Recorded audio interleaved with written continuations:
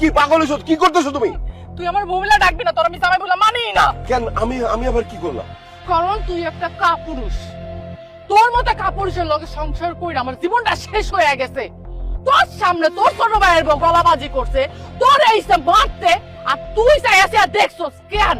তুই তোর ছোট ভাইয়ের কলারটা ধইরা টাইনা হেসরাইয়া আর নাক মুখ বসকাই দিতে পারলি না? নাক মুখ বসকাইতে পারতাম না আমি, কিন্তু ও মাত্র বিদেশ থেকে আইছে, এর জন্য তো ছাইড়া দিছি। দেখো না আমি ওরে কি করি, দেখো।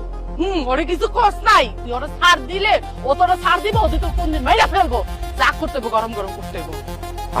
ঠিক আছে, আমি দেখতেছি কি করা যায়। কি করন যায় মানে? আমি যে চিল্লে প্রতিবেশী জমা করছি, এটা কি ছাড় দেওয়ার জন্য? এটা কি এমনি এমনি করছি আমি? আমারে কি করতে কও? এই জন্যই কই, তোর মতো হামুকের লোকের সংসার না কইরা গলায় দড়ি দেওয়া অনেক ভালো। শোনো, চা করার গরম গরম করতে হইব। গ্রামের সব মুরব্বীরে ডাইকাই না সালিশ ডাকতে হইব, বুঝছো? বুঝছি। তাহলে সারিস ডাকি না? শুধু সালিশ ডাকলে হইব না, গ্রামের মুরব্বী পিছনে চা পানি টাকা পয়সা খরচ কইরা এটার একটা জরিমানা ধরতে হইব। তুমি কোনো চিন্তা করো না, দেখো আমি কি করি।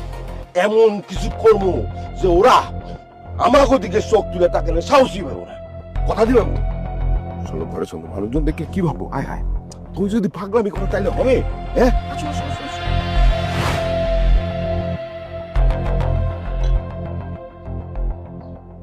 শোনো, আমি ছিলাম তোমাদের বাবার বন্ধু। তোমরা যখন খুবই ছোট আছিলা, তখন তোমরা ছিলা তোমাদের বাবার একেবারে কলিজার টুকরা। কিন্তু তোমরা যে বড় হইয়া এত খারাপ হইয়া যাইবা, সেটা আমি কখনো চিন্তাও করিনি।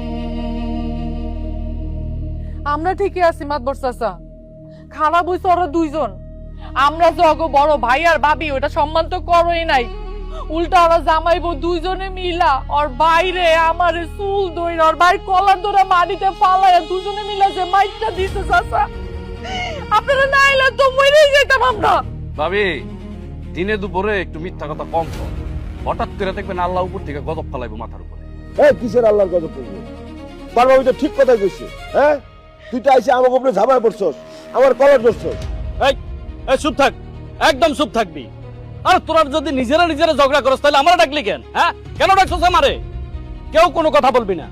আমি যারে কথা বলতে বলবো একমাত্র সেই কথা বলবে। ওরান, কি হয়েছে ঘটনা খুলে বলো। ওই যে দাদা যে আলতাফের বউ আমাদের সাথে প্রতিদিন ঝগড়া করে, তাই আমি আলতাফে আলাদা করে দিছি। আর আলতাফ এই কথা শুই না বিদেশ থেকে আইসে আমাদের উপরে ঝাঁপায় পড়ছে।